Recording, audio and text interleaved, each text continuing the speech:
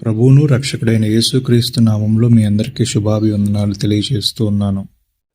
ఈ రోజున యేసు ప్రభువారు సిలువలో పలికిన 7 మాటల్లో నుంచి మొట్టమొదటి మాటను చారిత్రాత్మకంగా కొన్ని విషయాలు మనం తెలుసుకోవడానికి ప్రయత్నం చేద్దాం. ఆఖరి వరకు చూడండి. అనేకమైన ఖచ్చితమైన చారిత్రాత్మకమైన విషయాలను ఖచ్చితంగా తెలుసుకుంటారు. క్రీస్తు సిలువలో పలికిన మొదటి మాట, తండ్రి, వీరేమి చేయుచున్నారు, వీరెరుగరు గనుక వీరిని క్షమించుము. లూకా సువార్త 23:34. ఈ లేఖన భాగంలో నుంచి 7 విషయాలు క్లుప్తంగా మనం నేర్చుకోవడానికి ప్రయత్నం చేద్దాం. మొదటి విషయం, తండ్రి. తండ్రి అని యేసు ప్రభువారు సృష్టికర్త అయిన దేవుణ్ణి సంబోధిస్తూ పిలుస్తూ ఉన్నారు. ఇందులో లోతైన అర్థము వివరిస్తూ ఉంది. యేసు తండ్రి అని పిలవడం ద్వారా దేవుడితో తనకున్న సాన్నిహిత్య సంబంధాన్ని చూపిస్తూ ఉన్నాడు. తండ్రి కుమారుడు ఒకటిగా ఉన్నారని సూచిస్తూ ఉంది. యూదులు ఒకనాడు యేసును తాను దేవుని కుమారుడని చెప్పుకొనుచున్నాడని నేరారోపణ చేసి సిలువ వేశారు. కానీ యేసు తండ్రి అని పిలవడం ద్వారా ఆ నేరాన్ని రద్దు చేసి తన కుమారత్వాన్ని నిరూపించాడు. తన రక్తంతో తండ్రి చిత్తానికి విధేయత చూపి ఈ సంబంధాన్ని ధృవీకరించాడు. రెండవదిగా, యేసుని రక్షకుడిగా అంగీకరించిన వారికి ఆయన తనతో సోదర సంబంధాన్ని, దేవునితో కుమారుల సంబంధాన్ని ఇస్తూ ఉన్నారు. తను ఎందరు అంగీకరించిరో వారందరికీ, అనగా తన నామములో విశ్వాసముంచిన వారికి దేవుని పిల్లలగుటకు అధికారం అనుగ్రహించెను. యోహాను సువార్త 1:12. యేసు దేవుణ్ణి తండ్రి అని పిలిచి తన కుమారత్వాన్ని నిరూపించారు. ఆయన మరణం ద్వారా ఈ సంబంధాన్ని ముద్రించారు మరియు తనను విశ్వసించే వారికి దేవుని పిల్లలుగా చేశారు. రెండవ విషయం, వీరు ఏమి చేయుచున్నారో వీరెరుగరు. వీరు అనగా ఎవరు? 2 ప్రాముఖ్యమైన గుంపులు ఉన్నాయి. ఆయన స్వజనులైన యూదులు మరియు అన్యులు. ఏకరీతిగా ఆయనను సిలువ వేశారు. యూదులు నేరారోపణ చేస్తే అన్యులు విమర్శించారు. యూదులు అప్పగిస్తే అన్యులు సిలువ వేశారు. మత నాయకులు, రాజకీయ అధికారులు, సామాన్య ప్రజానికము ఏకముగా అందరినూ పారబడి ఉన్నారు. వీరేమి చేయుచున్నారో వీరెరుగరు. వీరు అనే భాగములో 2 గుంపులుగా మనం విభజించుకోవచ్చు. యూదులు అలాగే అన్యులు. యూదుల్లో వివిధ రకాల గుంపులు వారున్నారు. వారి వారి భేదాభిప్రాయాలని బట్టి విడిపోయిన గుంపులే ఇవన్నీ. మొదటిగా ఈ గుంపులో శాస్త్రులు. వీరు ధర్మశాస్త్ర ఉపదేశకులు. మెస్సయ్య గురించి లేఖనాల్లో చదివారు, కానీ వచ్చిన క్రీస్తుని గురించి వారు తెలుసుకోలేకపోయారు, గుర్తించలేకపోయారు, అర్థం చేసుకోలేకపోయారు. 2 పరిసయ్యులు. తమను తాము నీతిమంతులుగా చూపించుకునేవారు. కర్మకాండలను కానీ బాగా ఆచరించేవారు, కానీ దేవుని ప్రేమను, ఆత్మను గుర్తించలేదు. క్రీస్తు బోధలు వీరికి వ్యతిరేకంగా ఉండడం వలన ఆయనను సిలువ వేశారు. 3 సద్దుకయ్యులు. పునరుద్ధానం లేదని నమ్మేవారు. క్రీస్తు పునరుద్ధానం బోధను వ్యతిరేకించారు. వీరు ఆత్మ విషయాలను గ్రహించలేకపోయారు. 4 హేరోదీయులు. రోమా సామ్రాజ్యాన్ని సమర్థించే రాజకీయ గుంపు.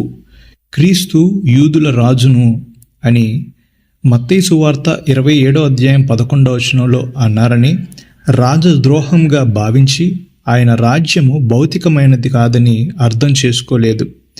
జిలాట్లు. 5 రోమా ప్రభుత్వాన్ని పడగొట్టాలని విప్లవకారులు. క్రీస్తు రాజ్యం భౌతికమైనది కాదని తెలుసుకోలేక నిరాశపడ్డారు. నా రాజ్యము ఇహ సంబంధమైనది కాదు అని యోహాను సువార్త 18:36 రాయబడుతూ ఉంది. యూదా ఇస్కరియోతు కూడా జిలాతు యూదుడే అని కొంత చరిత్ర వినబడుతూ ఉంది. 6 యూదా మత గురువులు. క్రీస్తుపై తప్పుడు నేరాలు మోపారు. తాను రాజునని, పన్ను చెల్లించవద్దని చెప్పాడని నేరారోపణ చేశారు. లూకా సువార్త 23:2. చేతి పని అయిన దేవాలయమును పడగొట్టి చేతి పని కాని మరొక దేవాలయమును కట్టుదునని చెప్పుట వింటిని అని నేరము మోపిరి. మార్కు సువార్త 14:57-59. కానీ తన శరీరమును దేవాలయమును గురించి ఈ మాట చెప్పెను అనే విషయమును వారు గ్రహించలేక యేసును సిలువ వేశారు. యోహాను సువార్త 2వ అధ్యాయము 21వ వచనం. 7 ప్రధాన యాజకులు.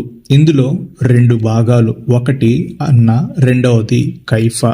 కైఫా క్రీస్తు మరణం జనం కోసం ఉపయోగమని చెప్పాడు, కానీ ఆయన ప్రపంచ పాపాలను తీసివేసే గొర్రెపిల్ల అని గ్రహించలేకపోయాడు. తాను తెలియకనే యేసును సిలువకు అప్పగించాడు. యోహాను సువార్త 11వ అధ్యాయం 50వ వచనం. అన్న, క్రీస్తే నిజమైన యాజకుడని తెలుసుకోలేదు. 8 మార్గస్థులు. అమాయకులు, మోసపోయిన సామాన్యులు మత గురువుల మాటలు విని తప్పుదావు పట్టి యేసు ప్రభువారిని సిలువ వేశారు. 9 యెరూషలేము కుమార్తెలు. క్రీస్తు సిలువ శ్రమ చూసి ఏడ్చారు, కానీ తమ పాపము వల్ల ఆ శ్రమ వచ్చిందని గుర్తించలేదు. యెరూషలేము కుమార్తెలారా, నా నిమిత్తము ఏడవకుడి, మీ నిమిత్తము మీ పిల్లల నిమిత్తము ఏడ్వుడి అని లూకాసు వార్త 23వ అధ్యాయం 28వ వచనంలో వ్రాయబడుతూ ఉంది.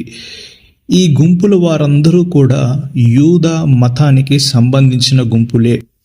ఈ తరగతుల వారు క్రీస్తును, ఆయన బాధలను, ఆయన బోధలను సరిగా అర్థం చేసుకోలేకపోయారు. వారి అజ్ఞానం వల్ల ఆయనను వ్యతిరేకించారు, సిలువ వేశారు. వీరేమి చేయుచున్నారో వీరికి తెలియదు గనుక వీరిని క్షమించు అని యేసుప్రభు వారు అనుటలో ఇది ఒక భాగము. 2వ గుంపుగా అన్యుల గుంపుని మనం చూస్తాం. ఇందులో మొదటిగా పిలాతు. పిలాతు రోమా గవర్నర్గా న్యాయం చేయవలసిన వాడు. క్రీస్తు నిర్దోషి అని తెలిసిన ప్రజల ఒత్తిడికి భయపడి స్వార్థముతో ఆయనను సిలువకు అప్పగించాడు. ఈ మనుష్యుని యందు నాకు ఏ నేరము కనబడలేదు అని లూకాసు వార్త 23వ అధ్యాయం 4వ వచనంలో తానే స్వయంగా ప్రకటించాడు. అన్యాయపు తీర్పు పొందిన వాడే అతడు కొనిపోబడెను అని యెషయా గ్రంథం 53వ అధ్యాయము 8వ వచనంలో వ్రాయబడుతోంది. 2 హేరోదు. క్రీస్తులో నేరము కనుగొనలేదు, కానీ బాధ్యత తప్పించుకుని పిలాతు వద్దకు పంపాడు. న్యాయం చేయకుండా అన్యాయానికి తోడ్పడ్డాడు. తెలియకనే యేసును సిలువకు అప్పగించాడు.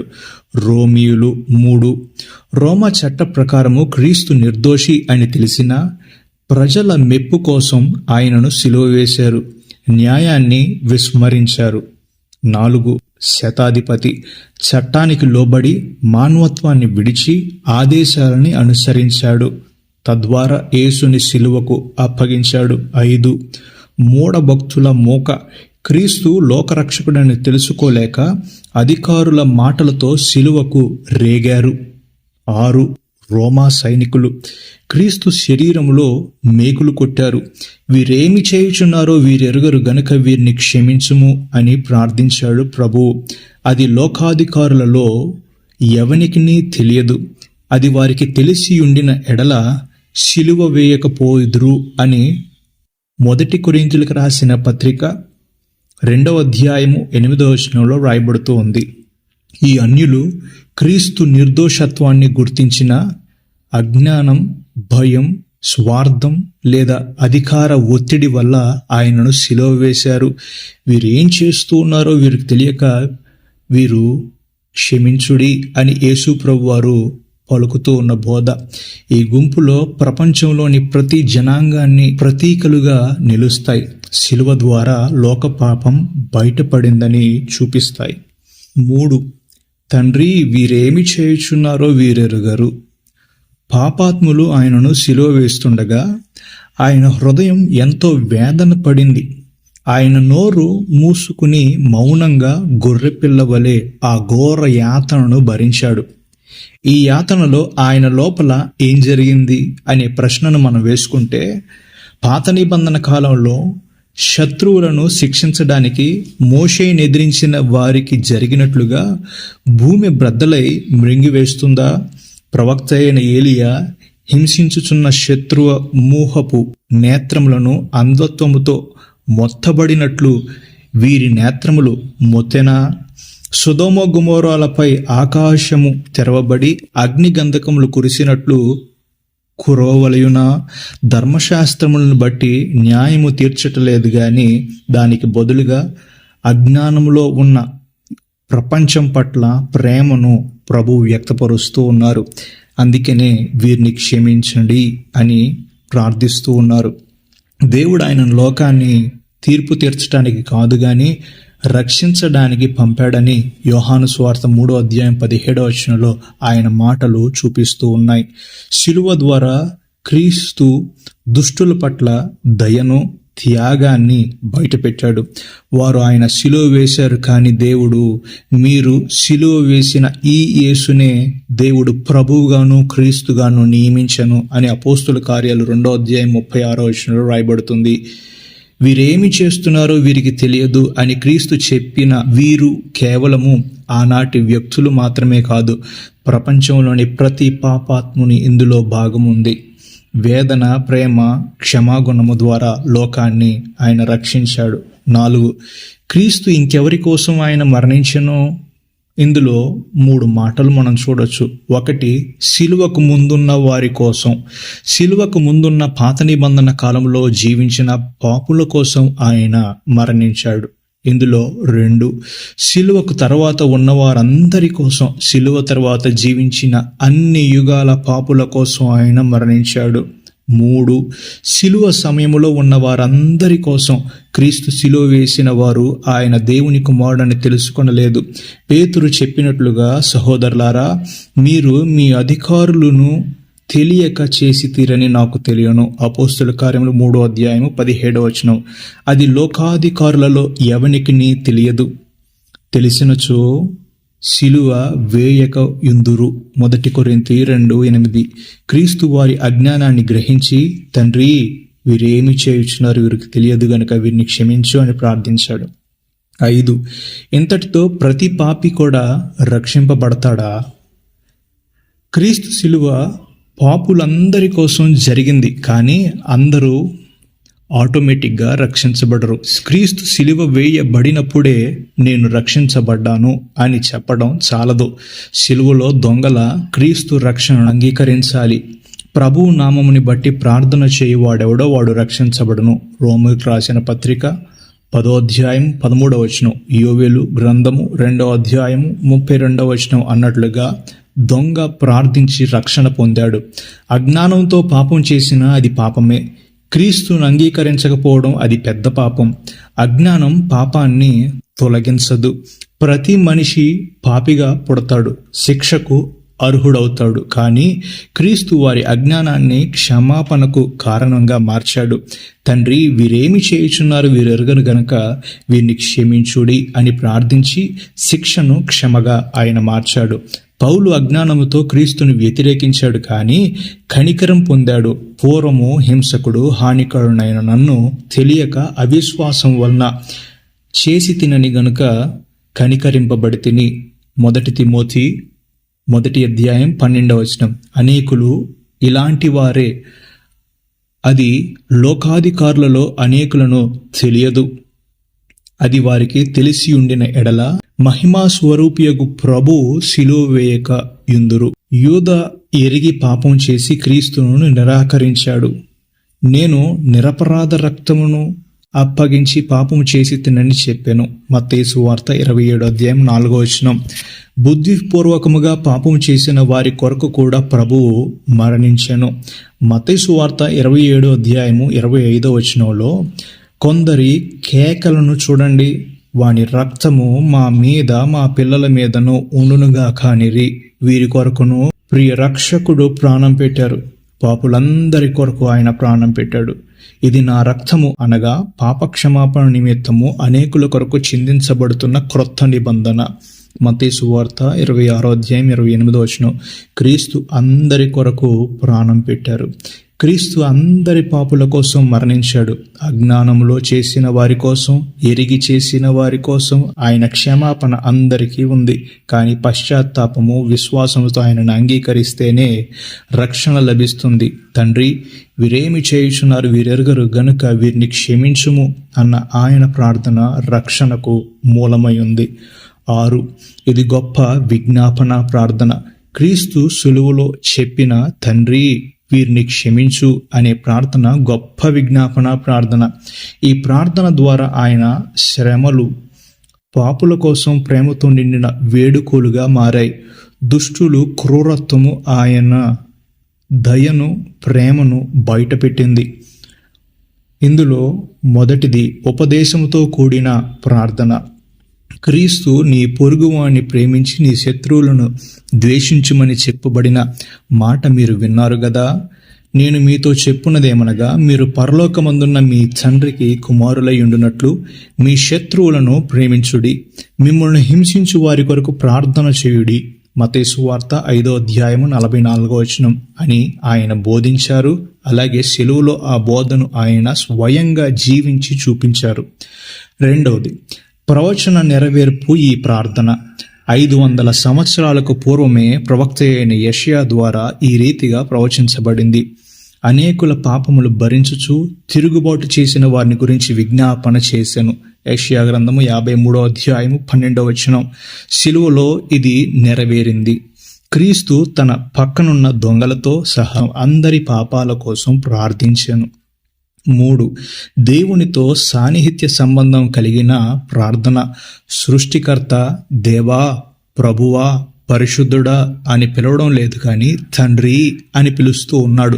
తండ్రి చిత్తాన్ని నెరవేర్చిన కుమారుడిగా పాపుల కోసం ప్రార్థించాడు. తండ్రి ఆ ప్రార్థనను అంగీకరించాడు. 4. త్యాగముతో కూడిన ప్రార్థన. క్రీస్తు తన ప్రాణాన్ని అర్పించి హృదయ భారంతో ప్రార్థించాడు. ఇది కేవలము మాటల ప్రార్థన కాదు, ఆయన రక్తముతో కూడిన త్యాగము. ఎలయనగా మరణము పొందినట్లుగా తన ప్రాణము ధారపోసెను. తిరుగుబాటు చేసిన వారిని గూర్చి విజ్ఞాపన చేసెను. యెషయా గ్రంథం 53:12. 5. క్షమాపణతో కూడిన ప్రార్థన. ఆయన క్షమించు అని అడిగాడు. ఎందుకంటే శిలువలో పాపం విమర్శించబడింది. పాపాలను మోసిన గొర్రెపిల్లగా ఆయన క్షమాపణ కోసం చెల్లించాడు. ముందు తాను క్షమించి తండ్రిని అడిగాడు. 6. రక్షణ మరియు యాజకత్వ ప్రార్థన. శిలువలో పాపుల కోసం ప్రార్థించిన ఈ విజ్ఞాపన పరలోకములో ఆయన యాజకత్వపు ప్రార్థనకు ఆధారము. ఇప్పుడు ఆయన తన విశ్వాసుల కోసం తండ్రి కుడిపార్శ్వమున కూర్చుండి ప్రార్థిస్తూ ఉన్నాడు. యోహాను సువార్త 17:9. 7. విశ్వాసులకు మాదిరి కలిగిన ప్రార్థన. శిలువలో పలికిన మొదటి మాట, తండ్రి వీరేమి చేయుచున్నారో వీరెరుగరు గనుక వీరిని క్షమించుము. చివరి మాట, తండ్రి నీ చేతులకు నా ఆత్మను అప్పగించుచున్నాను అని. ఈ 2 ప్రార్థనలు కూడా తండ్రి అని ఉపయోగిస్తూ ప్రార్థించిన ప్రార్థనలు. ఈ ప్రార్థనలో స్టెఫెను ఈ రెండింటిని అనుసరించి తాను హతసాక్షిగా మార్చబడుతూ ఉన్నప్పుడు ఆఖరిగా ప్రభువుని అనుసరించి తాను కూడా, ప్రభువా వారి మీద ఈ పాపము మోపకము అని ప్రార్థించినట్లుగా, ప్రభు ప్రార్థనను అనుసరించినట్లుగా అపోస్తుల కార్యములు 7:59-60 వ్రాయబడుతుంది. విశ్వాసులకు ఇది మాదిరికరమైన ప్రార్థన. తండ్రి వీరిని క్షమించు అనే క్రీస్తు ప్రార్థన శత్రువుల పట్ల ప్రేమ, త్యాగము, క్షమాపణను చూపిస్తూ ఉంది. ఇది పాపుల కోసం శిలువలో జరిగిన విజ్ఞాపన మాత్రమే కాదు, పరలోకములో విశ్వాసుల కోసం జరిగే ప్రార్థనకు ఆధారము. అందరికీ ఇది మాదిరి. 7. శిలువలో ప్రార్థన ఫలించిందా? శిలువలో క్రీస్తు ప్రార్థన, తండ్రి వీరేమి చేయుచున్నారు వీరెరుగరు గనుక వీరిని క్షమించుము, వెంటనే ఫలించెను. నిష్ప్రయోజనము ఈ ప్రార్థన కాలేదు. మొదటిగా దొంగ రక్షణ. శిలువలో ఒక దొంగ నీ రాజ్యంలో నన్ను జ్ఞాపకం చేసుకో అని అడిగాడు. క్రీస్తు, నేడు నీవు నాతో కూడా పరదేశులో యుందువు అని నిశ్చయముగా నీతో చెప్పుచున్నాను అనెను. లూకా సువార్త 23:42-43. 2. ప్రజల పశ్చాత్తాపము. చూచుటకై కూడి వచ్చిన ప్రజలందరూ జరిగిన కార్యమును చూచి రొమ్ము కొట్టుకొనుచు తిరిగి వెళ్ళిరి. లూకా సువార్త 23:48. ఇది వారి హృదయాల్లో మార్పును సూచిస్తూ ఉంది. 3. శతాధిపతి ఒప్పుకోలు. శతాధిపతి జరిగినది చూచి ఈ మనుష్యుడు నిజముగా నీతిమంతుడై ఉండెనని చెప్పి దేవుని మహిమపరచెను. లూకాసు సువార్త 23:47. శతాధిపతియు అతనితో కూడానున్న వారును భూకంపమును జరిగిన కార్యములన్నిటినీ చూచి మిక్కిలి భయపడి నిజముగా ఈయన దేవుని కుమారుడని చెప్పుకొనిరి. మత్తయి సువార్త 27:54. 4. యాజకుల విశ్వాసము. సిలువ వేసినప్పుడు అక్కడ నిలుచున్న యాజకులలో కొందరు రక్షించబడ్డారు. దేవుని వాక్యము ప్రబలమై శిష్యుల సంఖ్య యెరూషలేములో బహుగా విస్తరించెను మరియు యాజకులలో అనేకులు విశ్వాసమునకు లోబడిరి. అపోస్తుల కార్యాలు 6:7. 5. పెంతెకొస్తు దినమున 3,000 మంది రక్షణ పొందారు. అపోస్తుల కార్యములు 2:41. వీరిలో కొందరు సిలువ దగ్గర ఉన్నవారే. ఆ తర్వాత శతాబ్దాలలో వేలాది మంది వివిధ దేశాల ప్రజలు రక్షించబడ్డారు. ఈ ప్రార్థన ఇప్పటికీ కూడా ప్రపంచవ్యాప్తంగా ఫలిస్తూనే ఉంది. నీవు నేను క్రీస్తు సిలువ వేయలేదు అనుకోవచ్చు, కానీ సిలువను తిరస్కరించడం కూడా ఆయనను సిలువ వేయడమే. పాపములో ఉన్నంత కాలము నీవు దానికి కారణమవుతావు. కాబట్టి పశ్చాత్తాపంతో ప్రార్థించి రక్షణ పొందాలి. క్షమాపణ దేవుని లక్షణం. పాపాలను క్షమించే అధికారము దేవునికి మాత్రమే ఉంది. క్రీస్తు దేవునిగా ఈ శక్తిని చూపాడు. పక్షవాయువు కలిగిన రోగితో నీ పాపములు క్షమించబడ్డాయి అని అన్నాడు. మత్తయి సువార్త 9:2. పాపాత్మురాలైన స్త్రీతో నీ పాపములు క్షమించబడ్డాయి అన్నాడు. లూకాసు సువార్త 7:48. శాస్త్రులు దీన్ని ప్రశ్నించుకొనుచు పాపములు క్షమించడానికి వీడు ఏ పాటివాడు అని ప్రశ్నించుకొనుచున్నారు. మార్కు సువార్త 2:7. కానీ ఆయన దైవిక శక్తితో క్షమించాడు.